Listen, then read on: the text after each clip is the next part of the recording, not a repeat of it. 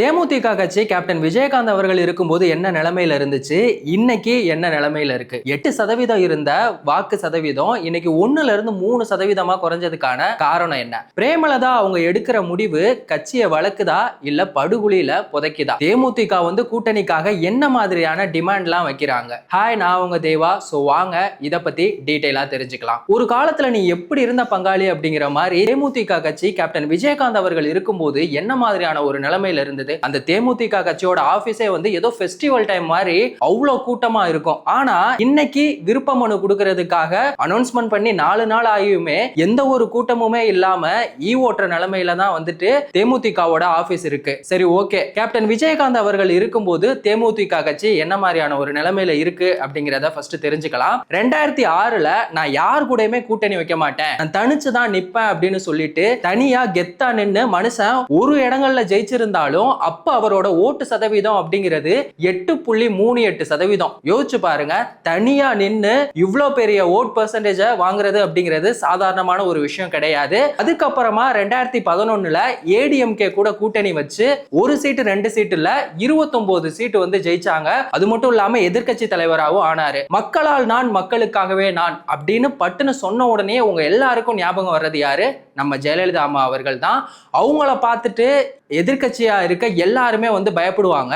ஆனா அப்படி எல்லாருக்குமே பயம் காட்டுற, அவங்களுக்கே பயம் காட்டின ஒருத்தர் யாரு அப்படின்னா நம்ம கேப்டன் விஜயகாந்த் அவர்கள் தான். அது அந்த டைம்ல ரொம்பவே வைரலா பேசப்பட்ட ஒரு விஷயம் அப்படின்னு தான் சொல்லணும். அப்படிப்பட்ட ஒரு ஆளுமை கொண்டவர் தான் கேப்டன் விஜயகாந்த் அவர்கள். நல்லா இருந்த மனுஷன் என்னைக்கு வைகோ அவரோட பேச்சை கேட்க ஆரம்பிச்சாரோ அதுதான் தேமுதிக கட்சியோட முதல் அடி அப்படின்னு தான் சொல்லணும். ஏன்னா 2016ல மக்கள் நல கூட்டணியோட கூட்டணி வச்சாங்க. இதுல யாரெல்லாம் கூட்டணியில இருந்தாங்க அப்படின்னா மதிமுகவோட சேர்ந்த வைகோ அவர்கள் இருந்தாங்க, விடுதலை சிறுத்தை கட்சியை சேர்ந்த தொல் திருமாவளவன் அவர்கள், கம்யூனிஸ்ட் கட்சி அது 2 விதமா இருக்கு. ஒன்னு இந்திய கம்யூனிஸ்ட் கட்சி, இன்னொன்னு மார்க்சிஸ்ட் கம்யூனிஸ்ட் கட்சி, 2 இருந்தது.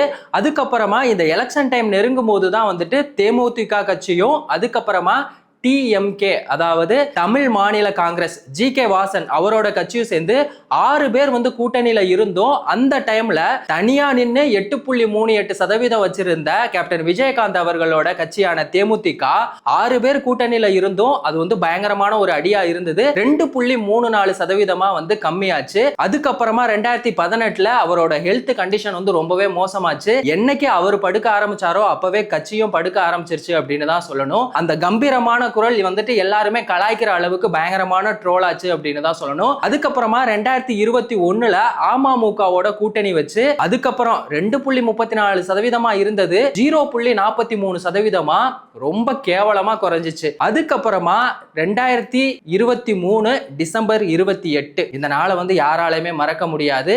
ஏன்னா கேப்டன் விஜயகாந்த் அவர்கள் இறந்த தினம் தான். அது தமிழ்நாட்டுல மட்டும் இல்ல உலகம் முழுக்கவே ரொம்பவே ஒரு சோகத்தை உண்டாக்குச்சு அப்படின்னு தான் சொல்லணும். இந்த ஒரு சிம்பத்தியால, அதாவது கேப்டன் விஜயகாந்த் அவர்களோட மரணத்தினால அந்த அனுதாபத்தால 2024 நாடாளுமன்ற தேர்தல்ல 0.43% இருந்தது. பிரேமலதா அவர்களோட கண்ட்ரோலுக்கு வந்த தேமுதிக 3% ஆச்சு. ஆனா இந்த சிம்பத்தி இப்போ 2026ல ஒர்க் அவுட் ஆகுமா அப்படின்னா கண்டிப்பா ஆகாது.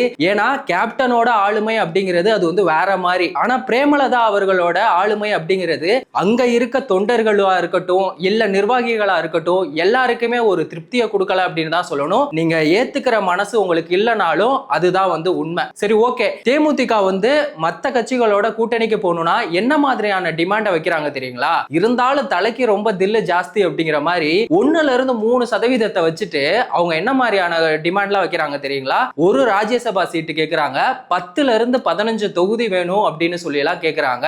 இதுக்காக திமுகவா இருக்கட்டும் இல்ல அதிமுகவா இருக்கட்டும் ரொம்பவே யோசிச்சுட்டு தான் இருக்காங்க. ஏன்னா 1% 3% வச்சுட்டு 10ல இருந்து 15 தொகுதி கேட்டா இதெல்லாம் நியாயமா? என்ன ஜோக் காட்டுறீங்களா அப்படிங்கிற மாதிரி தான் இன்னைக்கு தேமுதிக கட்சியோட நிலைமை இருக்கு. அவங்க யாரோட கூட்டணி வைக்க போறாங்க அப்படிங்கிறது தான் இப்ப எல்லாருக்குமே ஒரு கேள்விக்குறியா இருக்கு. இவங்க பிரேமலதாவா இல்ல பேரம்லதாவா அப்படின்னு சோசியல் மீடியால எல்லாருமே ட்ரோல் பண்ணிட்டு இருக்காங்க.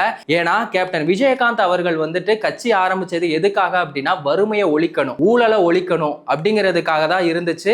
அது மட்டும் இல்லாம பசியோட யாருமே தூங்கக்கூடாது, அப்படி ஒரு நிலைமை உருவாக கூடாது அப்படின்னு சொல்லிட்டு அவரோட ஆபீஸ்ல எல்லாருக்குமே சாப்பாடு கொடுத்துட்டு இருந்தாரு. ஆனா ஆனா இன்னைக்கு பிரேமலதா அவங்களோட கண்ட்ரோலுக்கு தேமுதிக வந்ததுக்கு அப்புறமா அவங்க எப்படி இருக்கு கட்சி அப்படின்னா, யார் வந்து நமக்கு அதிகமான சீட்டு கொடுப்பாங்க அப்படிங்கிற ஒரு நிலைமை தான் இருக்கே தவிர மக்களுக்காக அவங்க வந்து எதுவுமே பண்ற மாதிரி இல்ல. கட்சிக்காகவும் அவங்களுக்காகவும் யாரு பெனிஃபிட்டா பண்ணுவாங்க, ப்ராஃபிட்டா பண்ணுவாங்க அப்படின்னு சொல்லி தான் அவங்க வந்து யோசிக்கிறாங்க. ஆனாலும் இந்த 1% 3% வச்சுட்டுலாம் யாருமே கூட்டணி வைக்கிறதுக்கு ரொம்பவே யோசிக்கிறாங்க அப்படின்னு தான் சொல்லணும். திமுகவா இருக்கட்டும், அதிமுகவா இருக்கட்டும், அவங்க எல்லாருமே வந்துட்டு யோசிச்சுட்டு இருக்காங்க. இந்த நிலைமையில இப்ப என்ன ஆச்சு அப்படின்னா, பாஜகவோட வந்து தேமுதிக வந்து கூட்டணி வைக்கிறதா அரசல் புரசலா பேசிட்டு இருக்காங்க. அது எந்த அளவுக்கு உண்மை அப்படிங்கறதெல்லாம் நம்ம பொறுத்திருந்து பார்ப்போம். தேமுதிக வந்து பிரேமலதா அவங்களோட கண்ட்ரோலுக்கு வந்ததுக்கு அப்புறமா என்ன மாதிரி இருக்கு அப்படிங்கிற உங்க கருத்தை மறக்காம கமெண்ட் செக்ஷன்ல சொல்லுங்க.